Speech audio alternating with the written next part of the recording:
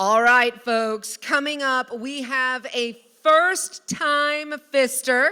So yes, we are very excited. Hopefully not the last. It usually doesn't work out that way. But coming to the stage, we have Lilly, a woman rewriting her story. Ready to enter her selfish senora era? Yes.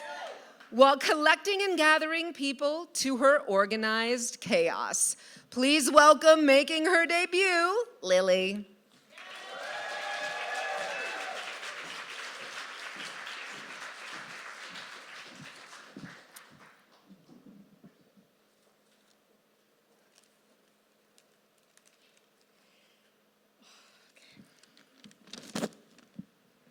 Can you tell it's my first time? Okay. Ever been on a road trip that took you further and further from your destination? Leaving the starting point is expected, even chaotic. Starting over from a detour or hiccup in plans isn't ideal, but it happens. Not reaching the long-awaited hotel bed, the idealized vacation spot, the warm embrace of family and friends separated by long stretches of road are the occurrences of life. What happens when the destination isn't clear? What do you do when you realize you were taken on a trip you didn't agree to? Not to get too philosophical, but every road trip could be a metaphor to life, even if it is just getting to the next rest stop to get to the restroom. I present to you my life through road trips. My first road trip started with a flight north from Bolivia to a land of opportunity my father had forgotten called Tucson. He had fallen in love with Bolivia and then my mom. But it came to a point that returning home made sense. So he went first, and we followed 6 months with visas and a bag of clothes each. I imagine my first car ride in Tucson was the scariest, coming off a plane, exhausted and overwhelmed, to see nothing but the skyline view that a toddler's car seat allows, if they had car seats in '84. The smells, the sounds, the heat, all different from what I knew. Even though we were now with my dad, it was still just me and my mom. Neither one of us spoke English, and who's going to listen to a 2-year-old in the cab or on the bus? Not until recently did I realize how isolating it was. About the time I turned 3, I became comfortable with the new things Tucson was putting into my life. A new baby came into the family. I started to talk in English, thanks Sesame Street. Then my dad left. I went to kindergarten, and another sibling was born. When he reappeared, he had a new job, the one that would get us on the road for the next 16 years of my life. We would drive back to Tucson to visit family with a bag filled with books, a music player, headphones, and snacks. One time, my parents thought it was a good idea to start a road trip at night. Surely 4 kids, 9 and under, would sleep the whole way. Nope, it wasn't the worst trip, but it didn't go as planned. And that's how life is. Nothing goes as planned or imagined. We kept getting on the road to new homes and new places. Eventually, there would be longer roads when I would pack my own suitcase. Some roads took hold of our whole house and lost a few things along the way.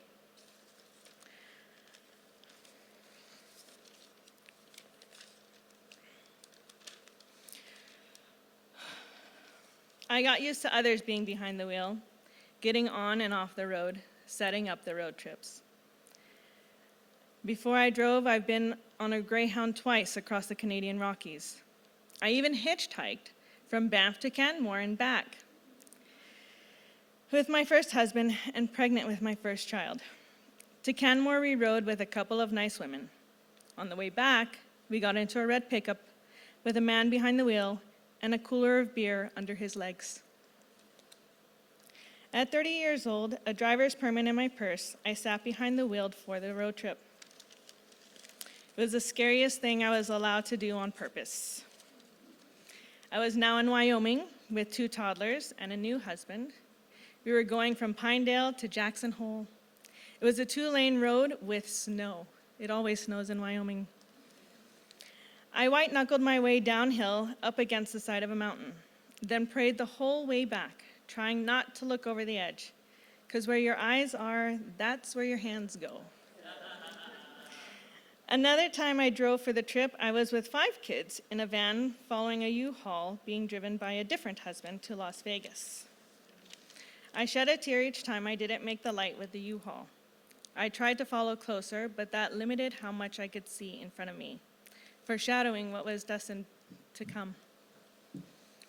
5 years later, almost 40, with no husbands, no toddlers, and no one else in charge but me, I enjoyed the view from the driver's seat at last. I planned road trips to Flagstaff, Colorado City, Long Beach, and Bellingham. There were roads taken under the dark blue sky or the blinding light of the sun. Each stop brought something new. On 35 years of road trips, I was taken across Arizona, Southern California, New Mexico, Alberta, British Columbia, Montana, Texas, Idaho, Washington, Utah, Wyoming, and Nevada. So many places, all in vehicles across the highways and interstates of the Western North America. There was also a road trip to Obregon and Hermosillo, Mexico to discover a long-lost family, and bus rides in Bolivia from one town to the next. If this prompts a south of the border or Mama's family presentation, I'll tell you about it then. Wink, wink. I can't wink, so I'll just say it. It wasn't until I took the road trip to move myself and my 3 kids back to where I had landed all those years ago did I realize this would be my final destination of every road trip, to finding home, making home, and welcomed home. With that realization, every exit leaving Tucson had me feeling a certain kind of way. Visiting cafes, bookstores, landmarks, and other places had me asking, why don't I do this at home? I walk everywhere while visiting other cities, different towns. Tucson is also a city, or is it a town? A little city, big town? Surely, either way, I can walk here too.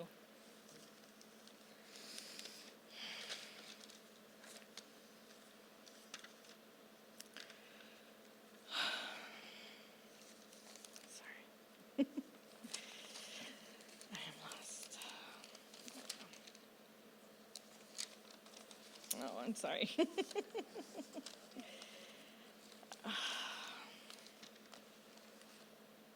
Okay.